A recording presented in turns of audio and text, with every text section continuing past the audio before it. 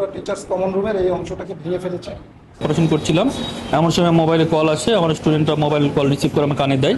এখানে ডাক্তার হাসান আমাকে ফোন করে বলে যে আপনাদের ছাত্রলীগের কিছু ছেলেপেলেদের নিয়ে আপনাদের শিক্ষক ডেন্টাল শিক্ষকরা তাদের বাসায় তারা মিটিং করে রাষ্ট্রবিরোধী কর্মকাণ্ড করার অভিযোগ আসে আমাদের কাছে, আমরা প্রমাণ আছে আমাদের কাছে। হ্যাঁ, তো আমি বললাম যে হাসান আমি অপারেশন করতেছি, তুমি পরে ফোন দাও। হ্যাঁ, তোর কিছুক্ষণ পর আবার ফোন দিচ্ছে আমাকে, আবার ফোন দেওয়ার পরে আবার বলছে এটা এবার ব্যবস্থা নেওয়া হবে, এগুলো নিয়ে ছাড়া হবে না এইরকম। তা আমি বললাম তুমি যা ব্যবস্থা করো না, আমি অপারেশন করতেছি, তুমি এখন আমাকে ফোন করো না, পরে ফোন করো। এবার পরে আমি আজ শুনলাম যে আমাদের হাসপাতালে এখানে ভাঙচুর হয়ে গেছে, আমাদের ডেন্টাল ইউনিট ভাঙচুর করেছে এবং তারা বিভিন্ন জায়গায় আমাদের শিক্ষকদের ছাত্রলীগ বা এরকম ট্যাগ দিয়ে তারা বদলি, হুমকি, মারধর করার হুমকি, বিভিন্ন ধরনের হুমকি প্রদান করে আসতেছে।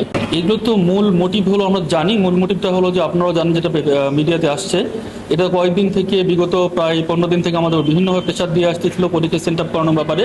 যারা বিএমবিসি শর্ত অনুযায়ী তারা বিএমবিসিতে তারা পরীক্ষায় বসার মতো তত কোয়ালিফিকেশন নাই, এগুলো বন্ধ করার জন্য মানে এইভাবে প্রেশারাইজ করে তাদের ছেড়ে দেওয়ার জন্য তারা আমাদের বিভিন্নভাবে চাপ তৈরি করতেছিল এবং আগে থেকে হুমকি প্রদান করে আসতেছিল। তো আমরা এই জিনিসটাগুলোকে দেখে আসতেছি যে কোনো কোনো তাদের বিপক্ষে বা তারা যা চায় সেটা যদি না হলে তারা ছাত্রলীগের বা স্বৈরাচারের দোষর বলে একটা ট্যাগ দেওয়ার একটা চেষ্টা করে। আমরা অবরুদ্ধ থাকা অবস্থায় বিষয়টা তাৎক্ষণিক প্রিন্সিপাল মহোদয়কে এবং ডিরেক্টর মহোদয়কে জানাই। তারা আমাদেরকে আশ্বস্ত করেন এবং সাথে সাথে পুলিশকেও জানাই। পুলিশ কিছুক্ষণের মধ্যে যখন আসে তখন পরিস্থিতি কিছুটা শান্ত হয় এবং পরবর্তীতে ডিরেক্টর মহোদয় এবং প্রিন্সিপাল মহোদয়কে একত্রিতভাবে যখন আমরা আলোচনা করি, তখন আমাদেরই সাবেক স্টুডেন্ট, এখানকার 3য় বর্ষের একজন স্টুডেন্ট ডাক্তার হাসান, সে আসে এবং সেখানে আমরা যখন আলোচনা করি তিনি বিভিন্নভাবে রাজনৈতিক ট্যাগিং দিয়েছেন। তারা যারা নাকি এখানে উগ্রতা দেখিয়েছে তাদের পক্ষেই কথা বলেছে।